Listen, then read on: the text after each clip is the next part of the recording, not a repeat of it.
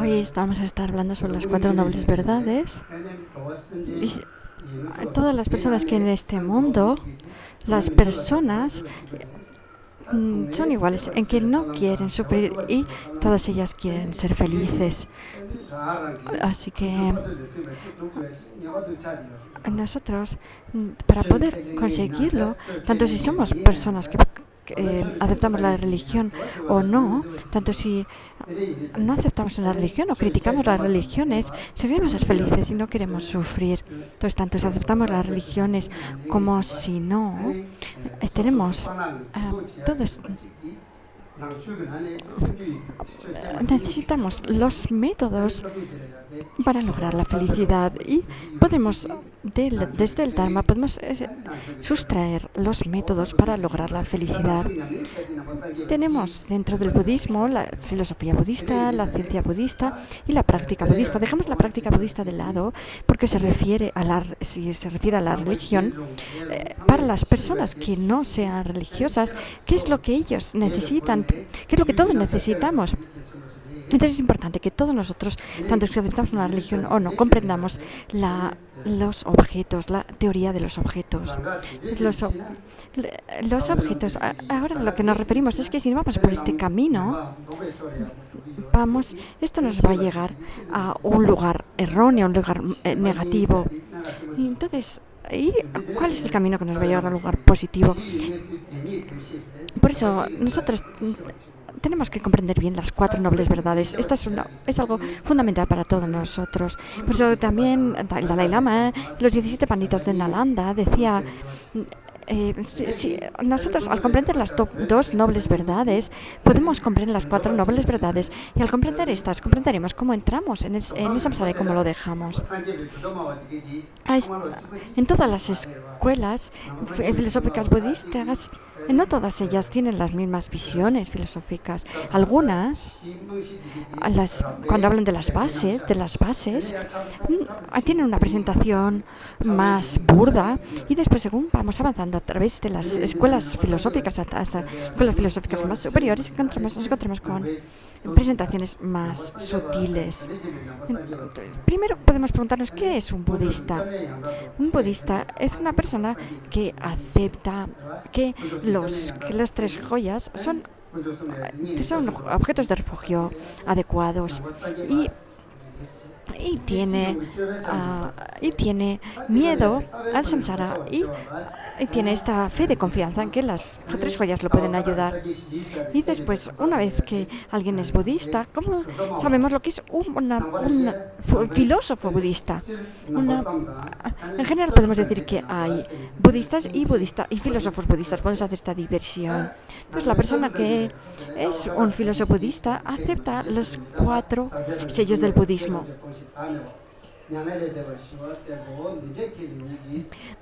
Todo lo compuesto es transitorio, todo lo contaminado es de la naturaleza del sufrimiento.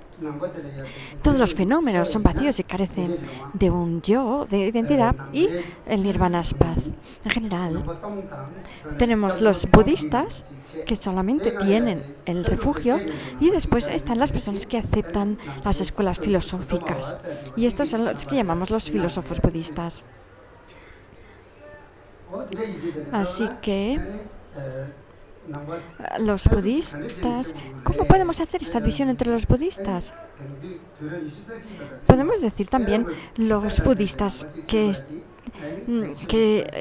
pertenecen al siglo XXI y que realmente practican su fe apoyada con una sabiduría firme. Así que tenemos que ser de este tipo de budistas, los budistas que no solamente van por refugio por la mera fe de confianza, sino que además comprenden las escritoras y como la comprenden bien la presentación de las dos verdades y sobre la base de esto comprende las 4 nobles verdades. Si ocurre esto va a ocurrir. Si lo hago de esta manera, esto va a ser el resultado. Así que si nosotros comprendemos bien este proceso de las 4 nobles verdades, nos convertimos en filósofos budistas y nos hacemos también practicantes de capacidad superior, de capacidad intelectual superior. Y para eso, comprender la presentación de las dos verdades es muy importante. Y si decimos así, de pronto, las dos verdades, nos preguntamos, podemos preguntar, pero ¿sobre la base de qué escuela filosófica? Es posible que nos lo preguntamos así. Entonces, pensemos en la definición de un filósofo budista, una persona que no solamente tiene una fe de confianza que las tres joyas son los tres objetos de refugio adecuados, sino que además aceptan los cuatro sellos del budismo. Tenemos las cuatro escuelas, que todos ellos serían filósofos budistas, los que pertenecen a la escuela también de Vaibhasika, Sautántrica, Vaibhasika, Chittamatra y Madhyamika, Svatántrica y Prasangika Madhyamika. Entonces tenemos las escuelas inferiores que no aceptan nada más que la ausencia de existencia de un yo de las personas, de la identidad de las personas, pero no la identidad de los fenómenos. Entonces, la manera de explicar la cesación, la verdad de la cesación y la verdad del camino de las escuelas superiores lo explicó Buda en el pico del buitre, en el segundo giro de la rueda del Dharma. Y después el tercer giro de la rueda del Dharma es aquel que llaman el que hizo la diferenciación correcta. Así que nosotros tenemos estas cuatro escuelas que son Svatántrica, Sautántrica, Chittamatra y Madhyamika. Entonces, ¿Cómo decían los Svatántrica que había dos verdades? Primero, las dos verdades las tenemos que diferenciar bien. Nosotros, los objetos, los fenómenos, lo existente, que tenemos que preguntarnos qué es lo que hay en ellos de verdadero, qué es lo que hay en ellos de falso. En cada uno de ellos podemos encontrar algo que sea lo verdadero y algo que es lo falso. Entonces, ¿cuál es su modo de existencia correcto y cuál es el falso? Generalmente nosotros a lo que es verdadero le llamamos verdad. Y en las escuelas filosóficas budistas, si vamos de alguna manera, vamos viendo la visión se va volviendo más y más sutil, y también dentro de los filósofos budistas tenemos esta misión de Svatántrica que dice que la verdad convencional se refiere a, por ejemplo, las mesas, las columnas que están aquí enfrente de nosotros. Esas son verdad convencional. ¿Por qué? Porque si las destruimos o si los dividimos sus partes con la mente. Entonces, por ejemplo, antes está este rosario, si yo lo destrozo o si mentalmente aparto las partes de este rosario, se pierde la idea de rosario. Entonces, por eso es una verdad convencional. Y luego, ¿cuál es la verdad última para la escuela Vaibhasika? Entonces, pues todas estas son la columna, la mesa, etcétera, se pueden destruir y desaparece la mente que las imputa, la mente que las percibe. ¿Y qué cosas hay que sean permanentes? Por ejemplo, lo permanente o la consciencia más sutil. Estas, según la escuela Vaibhasika, no se pueden destruir con un hacha, por ejemplo, y tampoco se pueden dividir sus partes mentalmente. Porque es esta parte última más pequeña. Entonces tiene que ser algo que existe y que aunque lo destruyamos o lo separemos sus partes mentalmente, no desaparezca la mente que lo percibe. Esta sería la explicación de la escuela Vaibhasika sobre la verdad, la diferencia entre las dos verdades. La verdad convencional serían todos estos fenómenos que si nosotros los destruimos físicamente o dividimos sus partes de manera manera mental, desaparece la mente que los percibe, y la verdad última sería los que no desaparecen la mente que los percibe al destruirlos físicamente o apartar sus partes de manera mental. Y después, dentro de las 4 escuelas, después tenemos la escuela sautántrica. La escuela sautántrica también hace esta división entre las dos verdades, la verdad convencional y la verdad última. Para la escuela sautántrica hay esa mente que percibe lo convencional y la mente que percibe lo último. Por ejemplo, para una cognición directa, todo lo que una cognición directa percibe es una verdad última. ¿Por qué? Porque para una cognición directa es verdad. Y lo contrario sería, si vemos que todo lo transitorio, todo lo impermanente son verdades convencionales, entonces lo contrario de esto, los existentes que no son transitorios, o sea, lo permanente, todos estos estarían incluidos dentro de la verdad última. Puesto que decimos que, por ejemplo, una mesa es una verdad convencional porque se aparece a una cognición directa y tal como se le aparece es capaz de generar una función. Por esta razón, para la escuela sautántrica la mesa es una verdad convencional. La verdad convencional, perdón, es una verdad última, perdón. La verdad convencional, verdad última, es sinónimo de transitorio, fenómeno transitorio. Entonces, permanente, generalmente caracterizado y verdad convencional son sinónimos. Entonces, no pueden generar una función y por esta razón, tal y como los percibe una cognición directa, y por esa razón decimos que son verdades convencionales, no son verdades últimas. Las verdades últimas son sinónimos con los fenómenos transitorios.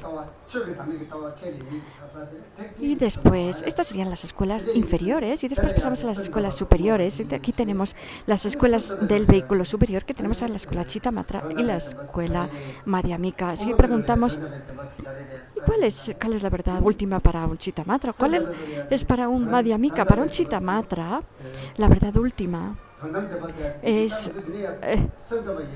a partir de los Chittamatra, ya aceptan la vacuidad. Estas escuelas no solamente aceptan la ausencia de identidad de las personas, sino también la ausencia de identidad de los fenómenos. Esto lo aceptan los Chittamatra y también la escuela Madhyamika. Es la ausencia de existencia verdadera de los fenómenos. Desde el punto de vista de los Chittamatra, la visión de la verdad última se refiere a la vacuidad. Se refiere a los fenómenos totalmente establecidos. ¿Y qué son estos fenómenos totalmente establecidos? Si nosotros hablamos de todos los fenómenos, hay 3 tipos de fenómenos para la escuela Chittamatra. Serían los fenómenos que dependen de otros, los fenómenos totalmente imputados y los fenómenos del todo establecidos. Entonces, todos los fenómenos impermanentes para la escuela Chittamatra son fenómenos que dependen de otros, que dependen de los demás. Y luego tenemos los fenómenos permanentes que no son la vacuidad. Estos entrarían dentro de la categoría de los fenómenos imputados. Estos fenómenos imputados son permanentes, pero no son el modo de ser último de los fenómenos. Entonces, si por ejemplo se nos aparece una flor, esta flor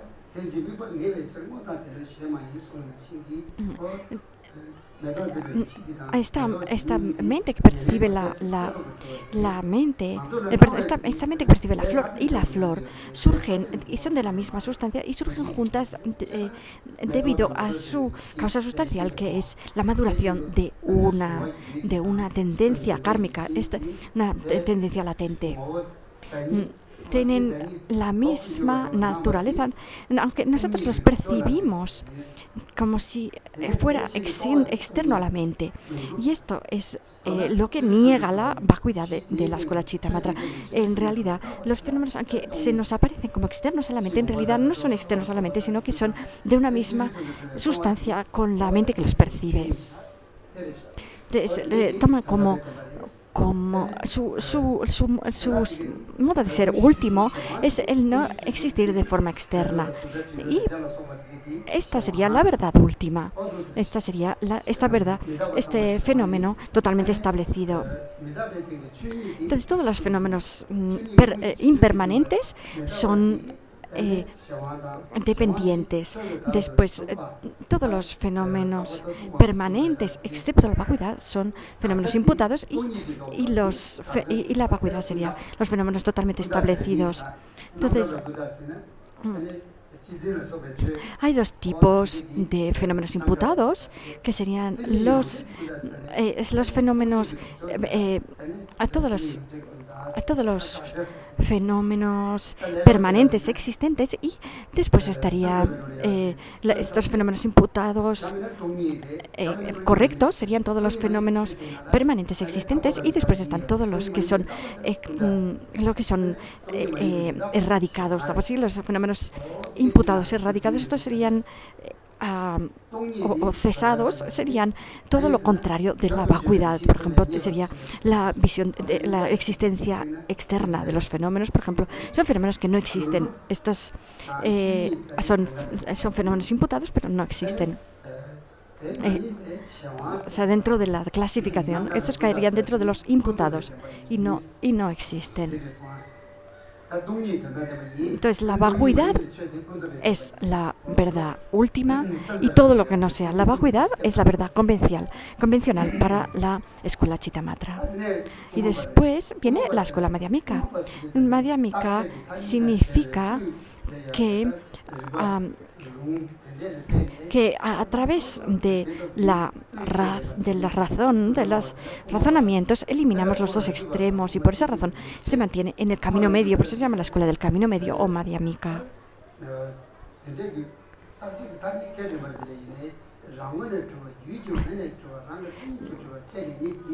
Los dos niegan la existencia de los fenómenos de manera verdadera, pero hay la diferencia entre la escuela esvatántrica madhyamika, que acepta la existencia de los fenómenos por su propio lado, por su propia naturaleza, aunque no acepta que existan de manera verdadera, pero existen de manera por su propia naturaleza, por su propio lado. Entonces, para la escuela esvatántrica madhyamika,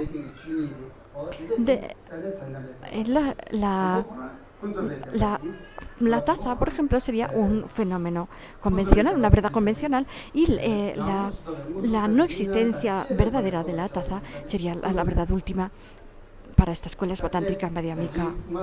Antes estuvimos hablando del Chittamatra, y ahora vemos que vamos de una manera más sutil. ¿Por qué?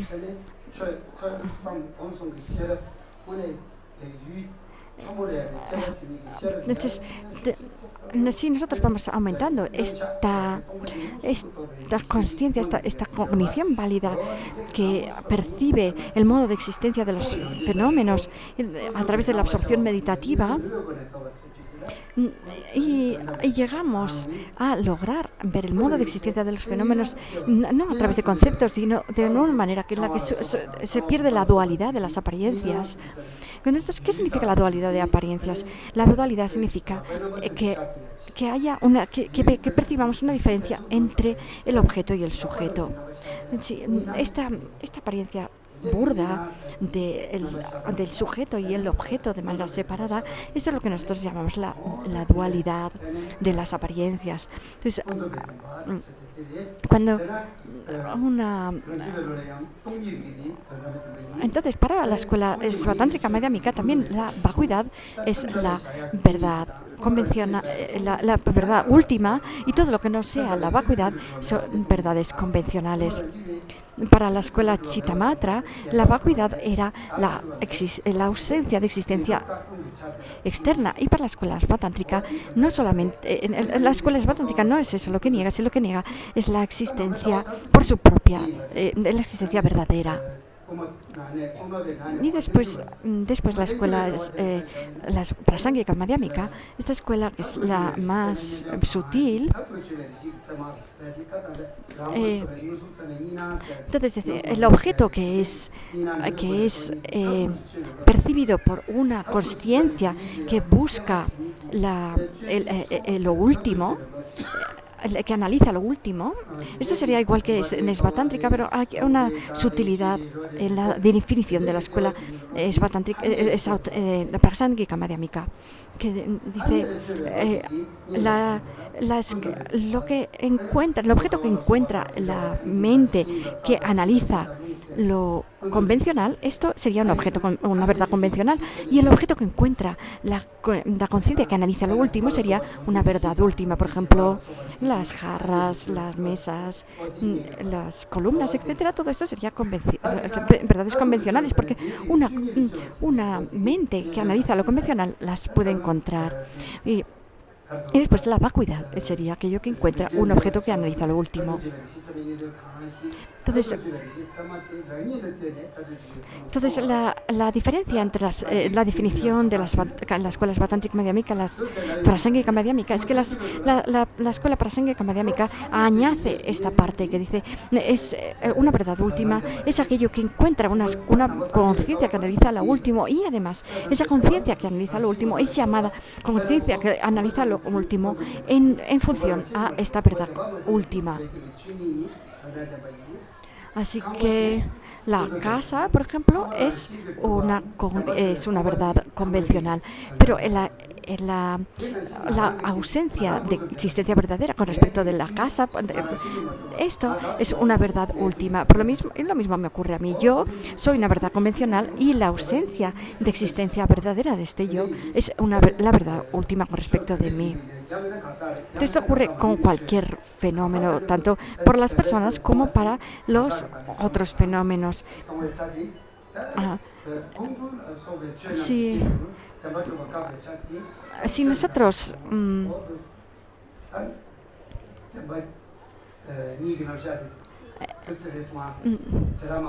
entonces hemos visto aquí la presentación de las 4 escuelas de Svatántrica, Sautántrica, Chittamatra y Madhyamika, y hemos visto cómo su visión filosófica se va haciendo cada vez más y más sutil.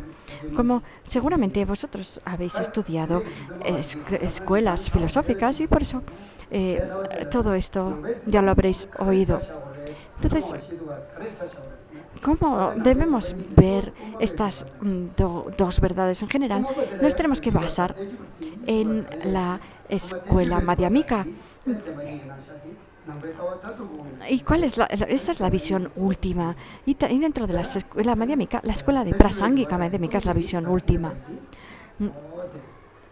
Entonces, nosotros ahora meditamos en la vacuidad sobre la base de esta visión filosófica de la Prasangika Madhyamika.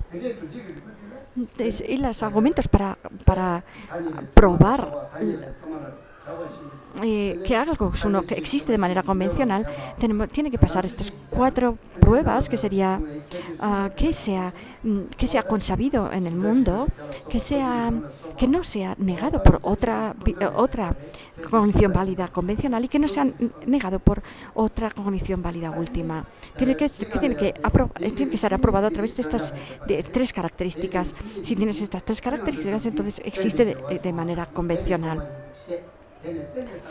Todo lo que también en Nagarjuna decía, todo lo que surge de manera dependiente es llamado vacío, y si algo no surge de manera independiente no existe.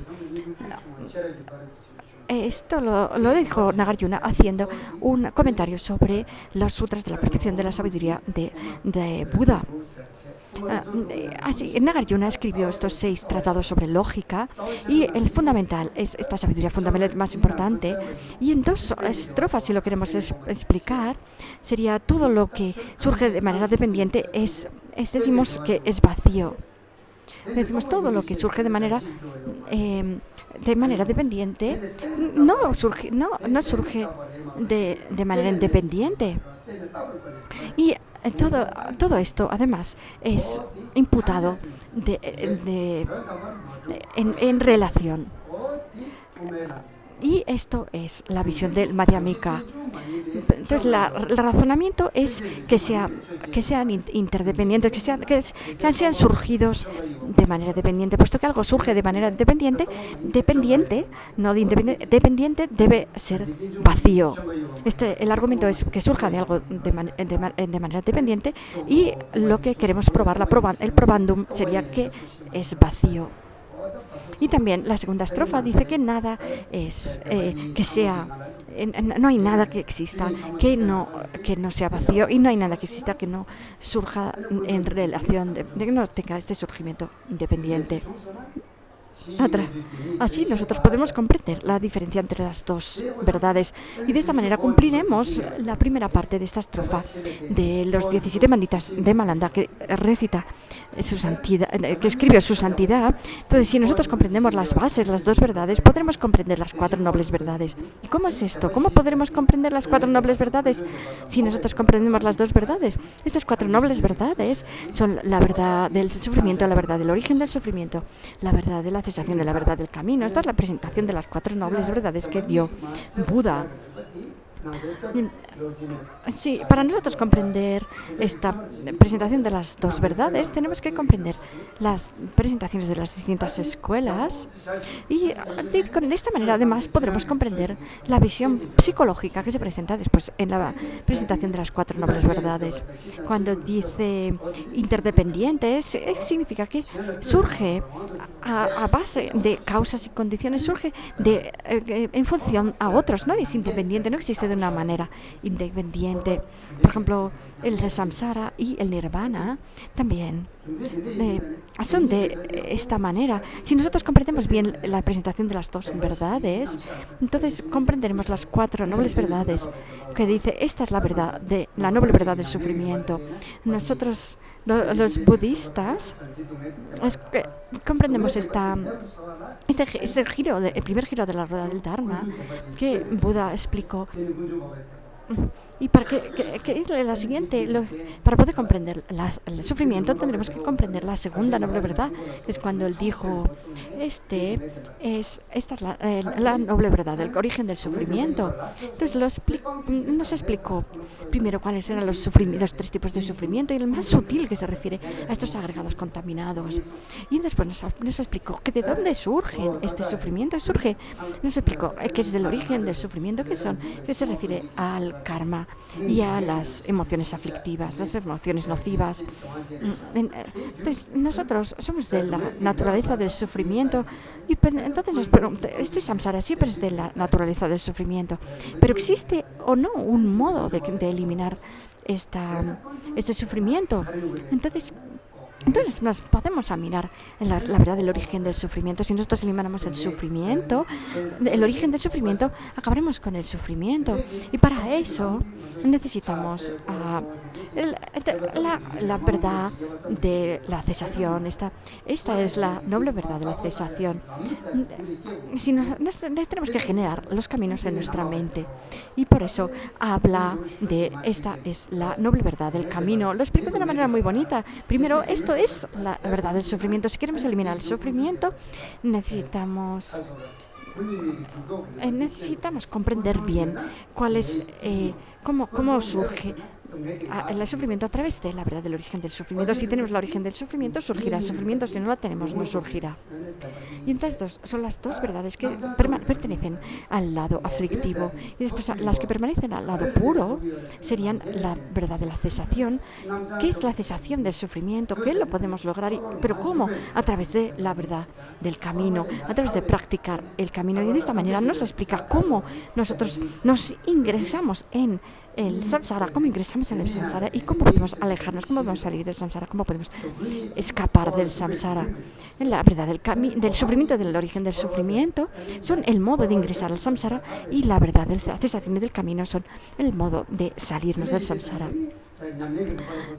Así nosotros hablamos de cómo ponerlo en práctica. Entonces Buda dijo, tenemos que conocer la verdad del sufrimiento, tenemos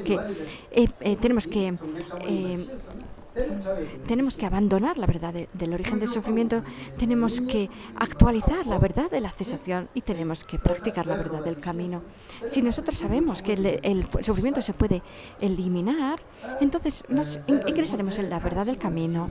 Entonces, igual que también Nagarjuna dice, el agotamiento del karma y de las emociones nocivas es la liberación. Entonces, si nosotros eliminamos el origen del sufrimiento, que se refiere al karma de las emociones nocivas, entonces lograremos la liberación. Y después, también la tercera vuelta de explicación de las 4 nobles verdades, él dijo, debemos conocer el sufrimiento, pero no hay nada que conocer. Debemos abandonar el origen del sufrimiento, pero no hay nada que abandonar. Debemos lograr la cesación, pero no hay nada que lograr.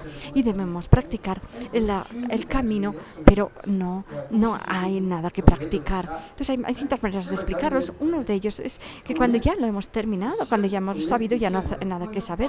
Y otra manera de explicarlo sería que este sufrimiento, por ejemplo, no existe de manera verdadera, no existe por su propia naturaleza, es como una ilusión, como un espejismo. A todos ellos, todas estas explicaciones se pueden aceptar. Así que, entonces, Buda, esta presentación sobre las 4 nobles verdades, la explicó de esta manera tan clara. Y él primero generó bodhicitta, después durante 3 incontables eones acumuló los conjuntos de acumulaciones y finalmente logró la iluminación completa. ¿Y por qué no explicó las 2 verdades antes? Entonces eso Maitreya lo explicó muy bien, tomando como ejemplo a un enfermo y a una enfermedad. Un enfermo primero tiene que conocer que está enfermo y después tiene que conocer cuál es el origen de su enfermedad y después saber que se puede curar o no, y si se puede curar, tener que tomar la medicina o hacer el tratamiento que corresponda. Y estas etapas son las etapas que nosotros, las personas corrientes, si yo me enfermo, me voy al hospital, me dan una medicina y después de tomar la medicina me curo. Es así como lo hacemos normalmente. El otro día estuvimos hablando también sobre el refugio y sobre la ley de las causas y los efectos. Y esto podemos decir también que estos objetos de refugio son como un maestro, como un médico cualificado. Y después las enseñanzas